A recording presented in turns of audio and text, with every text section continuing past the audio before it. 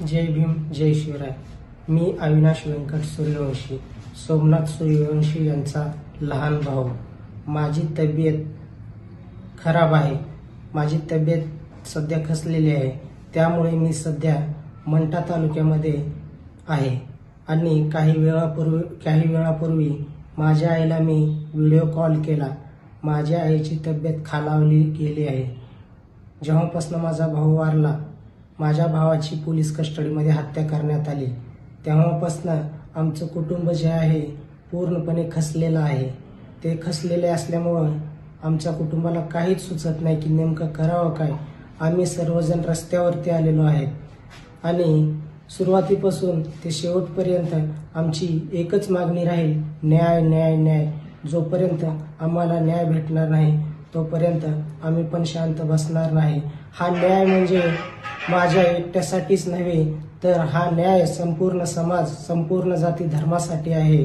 आणि हे long march जे काढण्यात आलेलं आहे, हे लॉंग मार्च सुरुवातीपासून ते शेवटपर्यंत याचं नेतृत्व आशिष भैया वाकोडे हे करत आहेत।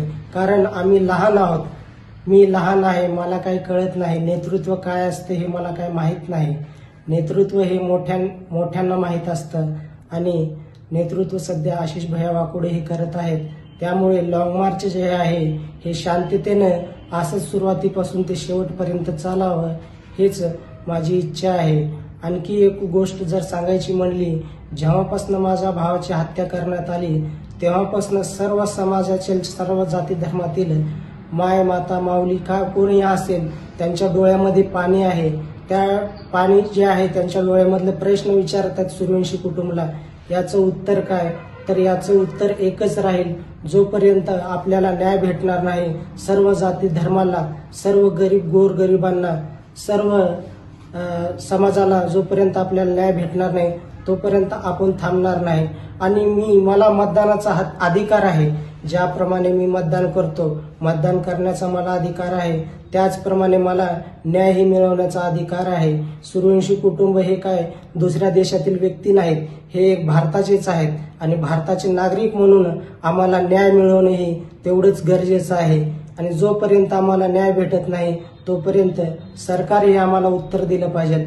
आम्हाला वाटत होतं की महाराष्ट्र सरकारचं जे आहे हे म्हणजे योग्य दिशेने असेल, पण हे योग्य दिशेने नाही। कारण आमच्या भावाची जी हत्या केलीत त्यांच्यावरती आणखी गुन्हे दाखल नाहीत, आणखी पोलिसावरती कसलीही कारवाई नाही, त्यांच्यावरती गुन्हे दाखल होत नाही। आणखी किती दिवस असं पोलिस त्यांच्यावरती गुन्हे दाखल करणार नाहीत?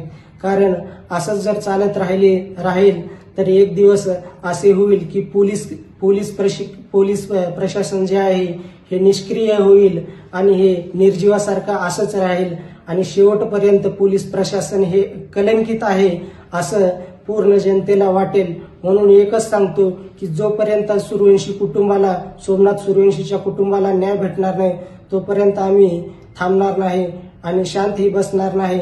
आणि शांततेत हे जे लॉंग मार्च आहे शेवटपर्यंत शांततेने चलावा आशिष भैया वाकोडे यांच्या नेतृत्वाखाली, आणि ते कुणालाही माय, माता, माऊलीला कसल्याही प्रकारचं इजा होऊ नये। आणि हे न्याय जे आहे माझ्या एकट्यापुरतेच नाही, माझ्या कुटुंबासाठीच नाही, तर हे संपूर्ण समाजासाठी तर आहेच, पण पुढे चालून कुणावरतीही गोरगरिबावरती अन्याय होऊ नये म्हणून हे लढा निघालेला आहे। आणि ह्या लढामध्ये आपल्या गोरगरिबाला न्याय भेटलं पाहिजे एवढीच मी सांगतो। आणि जय भीम जय शिवराय।